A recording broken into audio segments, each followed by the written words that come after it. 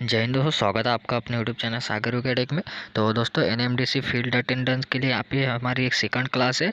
तो दोस्तों इसमें हम जो आपका जो दांतेवाड़ा है, ठीक है, दांतेवाड़ा या फिर जो आपका बस्तर संभाग है, तो उससे इम्पोर्टेंट बनने वाला जो लोकल जी के उसको यहाँ पे कवर करने वाले हैं। तो लास्ट वीडियो में हमने देखे काफ़ी अच्छे जो इम्पोर्टेंट क्वेश्चन थे लोकल जी के वो कवर किए थे। अगर वो वीडियो नहीं देख लिया तो आप वो भी वॉच कर लीजिए, काफ़ी इंपॉर्टेंट क्वेश्चन है, लिंक डिस्क्रिप्शन में दिया हुआ है, ठीक है। और देखिए दोस्तों, अभी हम जितने भी क्लासेस लगवाएंगे अगर आप उतने भी करके गए तो लगभग देखिए मैं जैसे हर वीडियो में आपको बता रहा हूँ कि 65+ ही जो है आप लोग करके आ सकते हो, ठीक है। क्योंकि यही क्वेश्चन जो दोस्तों लोकल जी के यहाँ पे रिपीट होते हैं और यही जो है आपका पेपर में छपने वाले हैं, ठीक है। तो दोस्तों वीडियो को अंत तक देखते रहना, एक भी क्वेश्चन आपका मिस नहीं होगा। और साथ ही देखिए नोट्स भी बनाते चलना, जो भी क्वेश्चन मैं आपको इंपॉर्टेंट वाला बताने वाला हूँ, ठीक है। तो दोस्तों इससे पहले अगर चैनल पे नए हैं तो सब्सक्राइब करके जो बेल आइकन प्रेस कर देना, ताकि आपको वीडियो की नोटिफिकेशन जल्द से जल्द मिल सके, ठीक है। तो चलिए हम लोग बिना देर गए स्टार्ट करते हैं।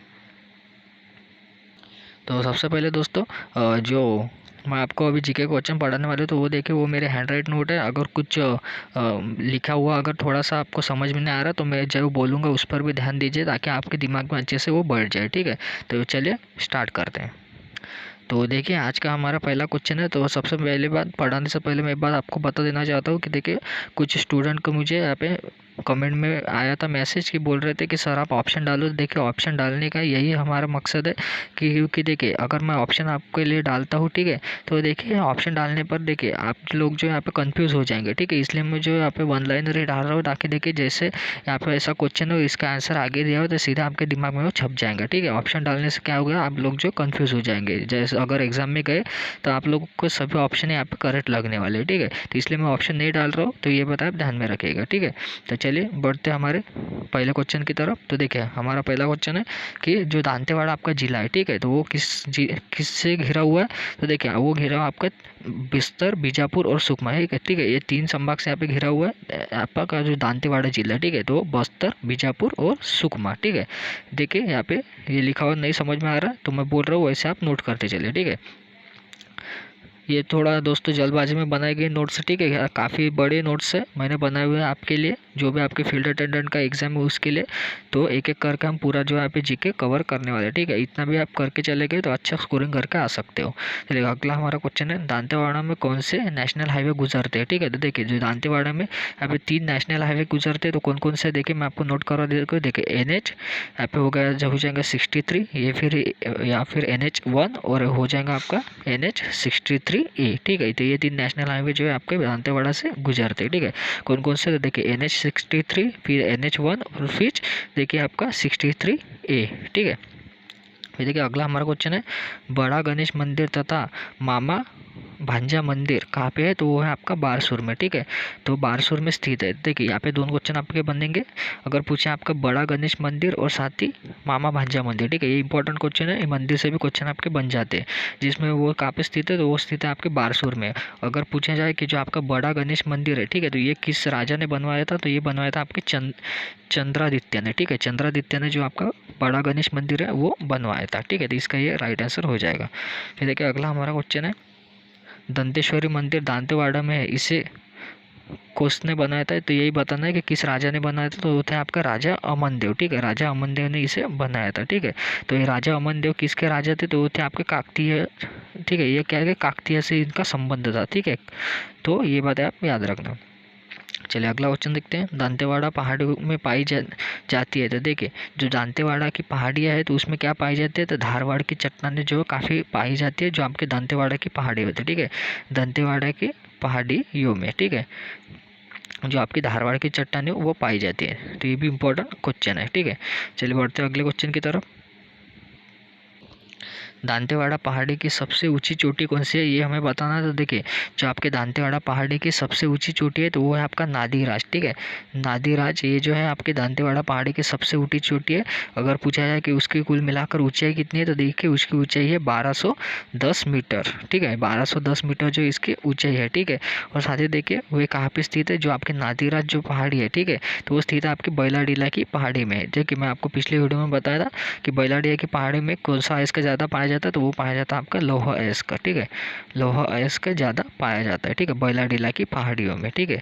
अगर पूछा जाए नादीराज कहाँ पे है, तो वो आपके बैलाडीला की पहाड़ी में स्थित है, ठीक है। चलिए अगला क्वेश्चन देखते हैं। नौका विहार कहाँ पे स्थित है? देखिए यहाँ पे बोला गया है कि नौका विहार कहाँ पे स्थित है, तो वो है आपके दंतेवाड़ा में। ठीक है, दंतेवाड़ा में क्या है, नौका विहार स्थित है, तो दंतेवाड़ा हमारा राइट आंसर हो जाएगा। चलिए बढ़ते हैं अगले क्वेश्चन की तरफ कि अगला क्वेश्चन बोल रहा है कि छत्तीसगढ़ में पहला बियर संयंत्र तो कहाँ पे स्थापित किया गया था, यही हमें बताना है कि जो आपका छत्तीसगढ़ राज्य है तो उसमें पहला बियर संयंत्र, ठीक है, बियर है, इसको बियर नोट कर लीजिएगा। ठीक है, यह है आपका बियर संयंत्र बोला गया है। बियर संयंत्र कहाँ पे स्थापित किया गया था, तो वो किया गया था आपके दांतेवाड़ा में। ठीक है, दांतेवाड़ा में देखिए आपके छत्तीसगढ़ का जो पहला बियर संयंत्र वो स्थापित किया गया था। फिर आपका हमारा क्वेश्चन है दंतेवाड़ा जिला कब बना, तो देखिए ये काफ़ी इंपॉर्टेंट है, क्योंकि देखिए दंतेवाड़ा का आप लोकल जी के पढ़ रहे हो तो उसके बारे में जो कब स्थापित हुआ था, उसका क्षेत्रफल वगैरह सब कुछ जो आपको याद होना चाहिए। तो इसका क्षेत्रफल मैं आपको लास्ट वीडियो में बताया, तो वो आपको कमेंट में बताना है कि इसका क्षेत्रफल कितना है। ठीक है, तो अभी देखते हैं कि ये कब बना था, तो ये बना था आपका देखिए 25 में 1998 को जो है ये बना था। ठीक है, 25 में 1998 को बना था। ठीक है, दांतेवाड़ा जिला, तो ये काफ़ी इंपॉर्टेंट क्वेश्चन है, इसको भी आप नोट कर लीजिएगा। देखिए अगला हमारा क्वेश्चन है दंतेवाड़ा का औद्योगिक क्षेत्र तो कौन सा है, जो आपका दंतेवाड़ा है तो उसका औद्योगिक क्षेत्र आपका टेकनार। ठीक है, टेकनार है क्या, दंतेवाड़ा का यहाँ पे औद्योगिक क्षेत्र है। फिर देखिए अगला हमारा क्वेश्चन है कि सूरतगढ़ जलप्रपात कहाँ पे स्थित है, तो जी के ये सूरतगढ़ जो जलप्रपात है तो वो स्थित है आपके दंतेवाड़ा में। ठीक है, सूरतगढ़, ठीक है, सूरतगढ़ जलप्रपात कहाँ पे स्थित है, तो वो स्थित है आपके दांतेवाड़ा में। फिर देखिए भैरव बाबा मंदिर कहाँ पे स्थित है, तो देखिए अगर सूरज जलप्रपात पूछे वो भी आपका कहाँ पे स्थित है, दांतेवाड़ा में। साथ ही अगर पहला जो बियर संयंत्र है छत्तीसगढ़ का वो भी दांतेवाड़ा में, और पूछे भैरव बाबा मंदिर तो वो भी कहाँ पे स्थित है, यहाँ पे देख सकते हैं दांतेवाड़ा में।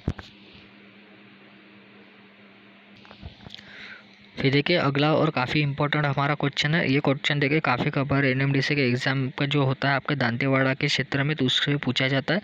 तो देखिए बोला गया कि जो आपका दांतेवाड़ा है, तो देखिए अभी एक एक पॉइंट में आपको नोट कराऊंगा कि देखिए मान लीजिए दांतेवाड़ा है, ठीक है, तो दांतेवाड़ा के यहाँ पे पूछा गया कि उत्तर में कौन सा है, फिर पूछा गया हमें दक्षिण में कौन सा है, और फिर पूछा गया आपका दक्षिण पूर्व में कौन सा है। तो दक्षिण पूर्व किस साइड आ जाएंगे, तो वो आ जाएंगे आपका इस साइड। ठीक है, तो देखिए मान लीजिए ये जो है ये आपका दांतेवाड़ा है। ठीक है, ये क्या है आपका दांतेवाड़ा। फिर देखिए उसके उत्तर में कौन सा है, उत्तर में आ जाएगा आपका गीदम। ठीक है, उत्तर में आ जाएगा गीदम। फिर देखिए उसके दक्षिण में कौन सा है, दक्षिण में आ जाएगा आपका कुआकोंडा। ठीक है, दक्षिण में कुआकोंडा, मैं यहाँ पे लिख देता हूँ कुआकोंडा। ठीक है, ये दक्षिण में आ जाएगा कुआकोंडा, और दक्षिण पूर्व में आ जाएगा आपका कते कल्याण। ठीक है, दक्षिण पूर्व में कते कल्याण। ठीक है, तो ये देखिए ये तीनों भी जो दिशाओं में यहाँ पे स्थित जो भी एरियाज़ है उसको मैं यहाँ पे पूरा नोट करवा दिया, तो ये काफ़ी इंपॉर्टेंट है। ठीक है, आखिर दंतेवाड़ा के आजू बाजू के क्षेत्र पे काफ़ी खबर पूछ लिया जाता है, तो इसको भी आप नोट कर लीजिएगा। और साथ ही यहाँ पे भी देख सकते हैं। ठीक है, उत्तर में गिदम है, दक्षिण पूर्व में कत्ते कल्याण, और दक्षिण में कुआकोंडा। ठीक है, चलिए बढ़ते हमारे अगले क्वेश्चन की तरफ। चलिए, छिंदक नागवंशी शासक ने दंतेवाड़ा में शासन किया था। देखिए मैं आपको डायरेक्ट ही नोट करवा दिया हूँ, तो देखिए इसका मतलब ये है कि कभी आपका क्वेश्चन पूछ लिया जाता है कि जो आपका दंतेवाड़ा जिले का जो हुआ था, ठीक है, दंतेवाड़ा में यहाँ पे सबसे पहले किसने शासन किया था, तो देखिए वो किया था आपका जो छिंदक नागवंशी के शासक थे। ठीक है, तो छिंदक नागवंशी शासक ने क्या आपके दंतेवाड़ा में सबसे पहले शासन किया था। तो ठीक है, इसका छिंदक नागवंशी जो शासक है ये आप याद रखिएगा, काफ़ी इंपॉर्टेंट है। दंतेवाड़ा को रामायण में, ठीक है, ये भी देखिए काफ़ी इंपॉर्टेंट क्वेश्चन है, दंतेवाड़ा को रामायण में क्या कहा गया था, तो देखिए जो दंतेवाड़ा जिला है उससे रामायण में दंडकारण्य नाम दिया गया था। ठीक है, तो दंडकारण्य जो है ये दंतेवाड़ा को कहा गया था किसमें, तो जो रामायण है, ठीक है, रामायण में जो दंतेवाड़ा जिला है उसे दंडकारण्य कहा गया था। ठीक है, तो जैसे मैं बोल रहा हूँ उस पर भी ध्यान दीजिए, आपके दिमाग में ऐसा फिट हो जाएंगे, देखिए कभी भूलेंगे नहीं। ठीक है, चलिए अगला क्वेश्चन देखते हैं। दंतेवाड़ा में कौन सी नदियाँ बहती है, तो देखिए सभी नदियाँ मैं यहाँ पे नोट करवा दिया हूँ, तो एक एक करके उसको जानेंगे। देखिए सबसे पहले तो देख सकते हैं आप यहाँ पे, सॉरी, देखिए जो दंतेवाड़ा में नदियाँ बहती है, देखिए उसमें सबसे पहले आपकी इंद्रावती, दूसरी डंकनी और तीसरी शंकनी। मैं यहाँ पे लिख देता हूँ, देखिए इंद्रावती, ठीक है, फिर आपकी डंकनी, फिर आपकी शंकिनी। ठीक है, डंकिनी और शंकिनी। ठीक है, ये तीन काफ़ी इंपॉर्टेंट है जो नदियाँ आपके दंतेवाड़ा से बहती है। ठीक है, चलिए अगला क्वेश्चन देखते हैं। दंतेवाड़ा में लोहा अयस्क पाया जाता था। देखिए जैसे मैं आपको बताया था कि सबसे ज़्यादा लोहा अयस्क कहाँ पे पाया जाता है, वो होता है आपके बैलाडीला की पहाड़ियाँ। और साथ ही देखिए इसमें और भी ऐड है। देखिए दंतेवाड़ा में लोहा अयस्क पाया जाता है, एक तो आपका बैलाडीला की पहाड़ियाँ और साथ ही जो आपका किरंदुल और बचेली में, ठीक है, किरंदुल और बचेली में भी क्या है, लोहा अयस्क पाया जाता है। तो देखिए इसको भी आप नोट कर लीजिएगा, काफ़ी इंपॉर्टेंट है। फिर बढ़ते हैं अगले क्वेश्चन की तरफ। दंतेवाड़ा में टीन पाया जाता था। देखिए जो दंतेवाड़ा है तो उसमें यहाँ पे जो टीन होता है, ठीक है, तो टीन पाया जाता है, तो वो कहाँ कहाँ पे पाया जाता है यही हमें बताना है। क्योंकि देखिए आपको क्वेश्चन में कभी कभार ऐसा भी पूछ लिया जाता है कि देखिए दंतेवाड़ा में टीन पाया कहाँ पे पाया जाता है, ये पूछ लेगा। और साथ ही देखिए आपको ऑप्शन में ये भी दे देंगे, ये भी दे देंगे, ये भी दे देंगे, और चौथा ऑप्शन कुछ अलग से दे देंगे और बोलेगा कि यहाँ पे दंतेवाड़ा में टीन कहाँ पे नहीं पाया जाता। देखिए चौथा ऑप्शन यहाँ पर राइट हो जाएगा, क्योंकि देखिए जब तक आप तीनों भी नहीं जानेंगे तब तक आपको जो चौथा ऑप्शन गलत नहीं लगेगा, ठीक है। तो देखिए सभी जो मैं अभी आपको बताऊंगा तो वो अच्छे से नोट कर लीजिएगा। तो देखिए दंतेवाड़ा में टीन कहाँ कहाँ पे पाया जाता है, एक था आपका बचेली, फिर होगा आपका कते कल्याण, फिर आपका हो गया टोंगपाल और फिर पाडापुर, ठीक है। ये जो चार है काफ़ी इंपॉर्टेंट है, इसको आप नोट कर लीजिएगा, ठीक है। चलिए बढ़ते हैं अगले क्वेश्चन की तरफ। छत्तीसगढ़ में सबसे शुद्ध लोहा प्राप्त होता है। देखिए ये हमारा क्वेश्चन है, छत्तीसगढ़ में सबसे शुद्ध लोहा प्राप्त होता है, तो वो होता है आपके बैलाडीला से, ठीक है। जो बैलाडीला की पहाड़ी है वहीं से क्या होता है, सबसे शुद्ध जो आपका लोह अयस्क है या फिर बोल सकते हैं लोह धातु है, वहाँ प्राप्त होता है, ठीक है। फिर देखिए जो अगला हमारा क्वेश्चन है, तो देखिए ये जो काफ़ी इंपॉर्टेंट क्वेश्चन है दोस्तों, क्योंकि देखिए आप एनएमडीसी का एग्जाम देने जा रहे हैं तो ये आपको पता ही होना चाहिए, ठीक है। तो देखिए ये आप पे देख सकते हैं एनएमडीसी किरंदुल, बचेली और बैलाडीला को मैं यहाँ पे ईयर बताऊँ कि कब से इसको यानी इसका कब कब खोज हुआ था, यानी बोल सकते हैं इसका स्थापना कब हुई थी, ठीक है। तो देखिए स्टेप बाय स्टेप मैं आपको नोट करवा दो, आप भी इसी तरह से नोट कर लीजिएगा, ठीक है। तो देखिए जानेंगे एनएमडीसी के जो आपका किरंदुल है, ठीक है, किरंदुल, ठीक है, किरंदुल, ठीक है, थोड़ा किरंदुल, फिर देखते हैं बचेली, ठीक है, किरंदुल बचेली और आपकी जो है बैलाडीला, ठीक है। इन शॉर्ट में आपको लिखते हैं। देखिए तो अगर बात करें किरंदुल क्यों हुआ था आपका, उसकी स्थापना हुई थी 1968 में, ठीक है। फिर देखते हैं आपका जो बचेली है तो उसकी स्थापना हुई थी 1980 में, ठीक है। फिर देखिए आपको बैलाडीला थी, उसकी स्थापना हुई थी 1988 में, ठीक है।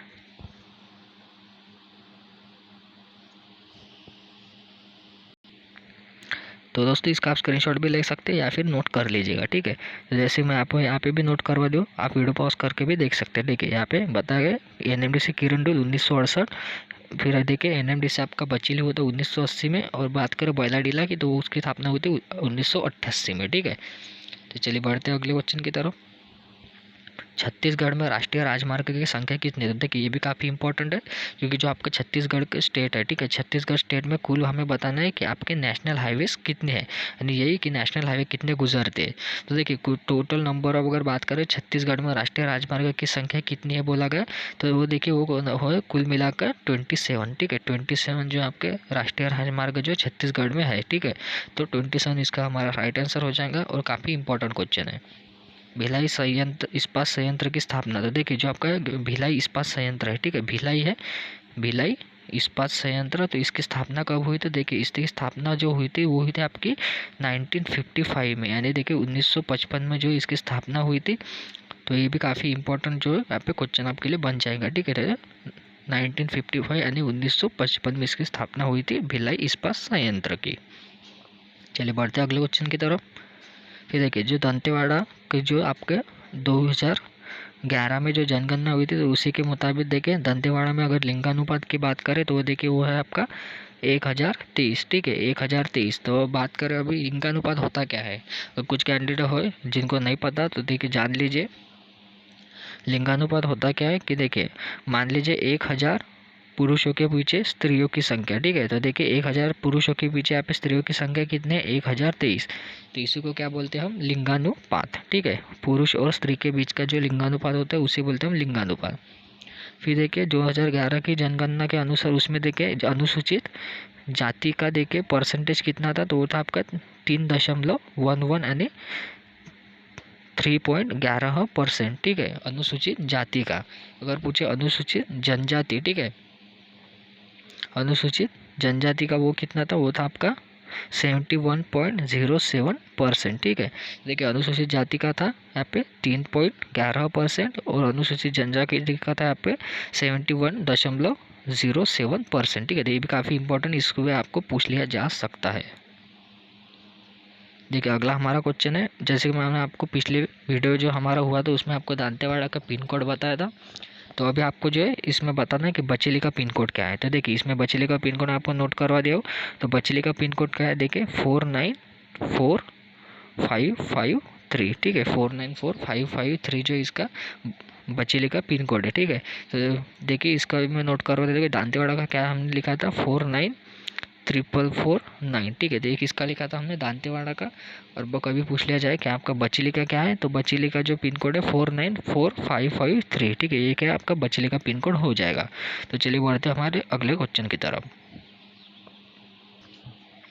दांतेवाड़ा जिला छत्तीसगढ़ के किस जिले से अलग होकर बना है, तो देखिए ये इसका जो एक्सप्लेनेशन है मैं आपको पिछले वीडियो में करवा दिया था। तो कैसा था, तो देखिए हमने देखा था कि जो आपका दंतेवाड़ा है, ठीक है, दंतेवाड़ा जो ज़िला है तो वो किसके अंदर है, तो वो अंदर है आपके बस्तर के। ठीक है, तो ये किसके अंदर था, तो बस्तर संभाग के अंदर ये पड़ता था दंतेवाड़ा।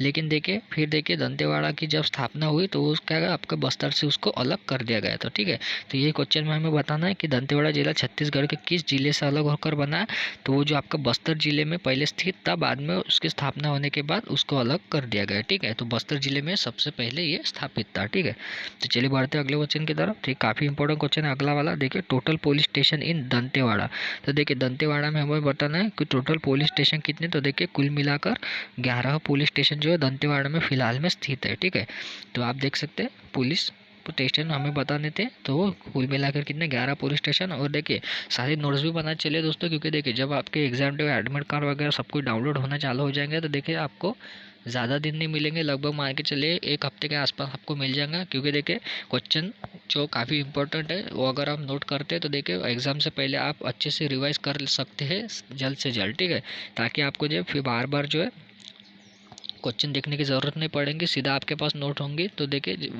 ओपन करके आप जो लोग जो है जल्दी से पढ़ सकते हैं। ठीक है, तो यही बात है दोस्तों नोट्स बनाने की, आपकी मर्ज़ी, आप बनाना है तो आप बनाइए, वरना आप लोगों को फिर से वीडियो वगैरह रिवाइज करके देखना पड़ेगा। अगर नोट्स बनाते हैं तो अच्छा रहेगा, आप जल्द से जल्द उसको रिवाइज कर सकते हो और टाइम भी आपका बच जाएगा। तो चलिए बढ़ते अगले क्वेश्चन की तरफ। बोधघाट परियोजना कहाँ पे है, तो देखिए बोधघाट परियोजना तो वो कहाँ पे है आपकी इंद्रावती नदी पर। ठीक है, इंद्रावती नदी पर हमने अभी डिस्कस किया था कि जो दांतेवाड़ा है तो उससे देखिए 3 नदियाँ गुजरती है, तो कौन कौन सी, इंद्रावती, शंकिनी और डंकिनी। ठीक है, तो उसमें से जो आपकी इंद्रावती नदी है उसी पर क्या है आपकी बोधघाट परियोजना है। ठीक है, क्या है, बोधघाट परियोजना। ठीक है, बोधघाट परियोजना कहाँ पे, इंद्रावती नदी पर। ठीक है, तो इसका हमारा इंद्रावती नदी राइट आंसर हो जाएगा। चलिए बढ़ते हैं हमारे अगले क्वेश्चन की तरफ। पूछा गया है छत्तीसगढ़ का बीजापुर किस जिले का हिस्सा है, तो देखिए छत्तीसगढ़ का जो बीजापुर है, ठीक है, बीजापुर तो वो किस जिले का हिस्सा है, तो वो है आपके दंतेवाड़ा का। ठीक है, तो वो क्या है, बीजापुर किसका हिस्सा है, तो वो है आपका दंतेवाड़ा का ही हिस्सा क्या है। ठीक है, बीजापुर दंतेवाड़ा का ही हिस्सा है, तो इसका हमारा राइट आंसर दंतेवाड़ा ही हो जाएगा। चलिए बढ़ते अगले क्वेश्चन की तरफ। तो देखिए पूछा गया कि जो आपका दंतेवाड़ा है, तो दंतेवाड़ा में जनजाति या कौन कौन सी पाई जाती है, तो देखिए इसमें यहाँ पे इंपॉर्टेंट जनजाति में आपको यहाँ पे बता देगा, हल्बा, मुरिया और पहाड़ी कोरवा, ये 3 काफ़ी इंपॉर्टेंट जनजाति है जो दंतेवाड़ा में पाई जाती है। देखिए मैं एक बार करके आपको नोट कर देता हूँ। देखिए कौन सी है, पहली तो है हल्बा, ठीक है, हल्बा, फिर दूसरी आपकी मुरिया, ठीक है, हल्बा, मुरिया, और आपकी जो यहाँ पे देख सकते हैं पहाड़ी कोरवा। ठीक है, तीसरी हो जाएंगे आपकी पहाड़ी कोरवा। ठीक है, हल्बा, मुरिया, पहाड़ी कोरवा, तो इसके ये जो 3 इंपॉर्टेंट जनजाति है मैं आपको नोट करवा दूँ। चलिए बढ़ते अगले क्वेश्चन की तरफ। इंद्रावती की सहायक नदी, देखिए जो दंतेवाड़ा से बहने वाली जो नदी इंद्रावती, तो उसकी सहायक नदी कौन कौन सी है, तो देखिए शंकिनी, और हमने पढ़ा था साथ ही डंकिनी और कोटरी। ठीक है, शंकिनी, डंकिनी और कोटरी। ठीक है, ये आप याद रखना, शंकिनी, डंकिनी और कोटरी, जैसे मैं बोल रहा हूँ उस पर भी आप ध्यान दीजिए, ताकि अच्छे से आप लोग जो है पढ़ सके और साथ ही आपके दिमाग में सीधा फिट बच जाएंगे। ठीक है, देखिए अगला हमारा क्वेश्चन है किन जिले में अभ्रक पाया जाता है। देखिए पूछा गया है कि अभ्रक किन जिले में पाया जाता है, तो देखिए अभ्रक जो आपका रायपुर हो गया, ठीक है, रायपुर हो गया, और आपका जो बस्तर, ठीक है, रायपुर और बस्तर में क्या है आपका अभ्रक पाया जाता है। ठीक है, तो ये दो काफ़ी इंपॉर्टेंट है। तो रायपुर और बस्तर यहाँ पे क्या है आपका अभ्रक पाया जाता है। ठीक है, अभी तक हमने जाना था कि लोहे इसका कहाँ कहाँ पे पाए जाते हैं, लेकिन अभी पूछा गया है कि हमने यहाँ पे अभ्रक कहाँ पे पाए जाते हैं। वो पाए जाते हैं आपके रायपुर और बस्तर में। ठीक है, फिर देखिए अगला हमारा क्वेश्चन है भुजारिया त्यौहार। तो यही पूछा गया है कि जो आपका भुजारिया त्यौहार है, ठीक है, तो ये भुजारिया त्यौहार जो है कहाँ पे मनाया जाता है, तो वो मनाया जाता है देखिए आपकी जो रायगढ़ है, रायगढ़ और साथ ही जो आपका है सरगुजा। ठीक है, रायगढ़ और सरगुजा में क्या है वो मनाया जाता है जो आपका भुजारिया त्यौहार है। ठीक है, तो ये हो गया दोस्तों हमारा लास्ट ये वाला आज के दिन का क्वेश्चन था। तो कुल मिला के काफ़ी इंपॉर्टेंट क्वेश्चन हमने कर लिए। क्वेश्चन का लेवल कैसा लगा दोस्तों आपको, और साथ ही क्वेश्चन पढ़ने में मज़ा आया या नहीं, कमेंट में भी लिखते चलना, ताकि आपके कमेंट से हमें पता चलता है कि आपको भी मज़ा आ रहा है या नहीं पढ़ने में। ठीक है, तो दोस्तों साथ ये वीडियो आपको अच्छा लगा तो लाइक कर देना और ज़्यादा से ज़्यादा लोगों तक शेयर कर देना। और साथ ही दोस्तों अगर चैनल पर नए हैं तो सब्सक्राइब करके जो बेल आइकन प्रेस कर देना, ताकि जैसे नया वीडियो आता है आपको जल्द से जल्द नोटिफिकेशन मिल सके। तो मिलते हैं दोस्तों हमारे अगले वीडियो में। जय हिंद।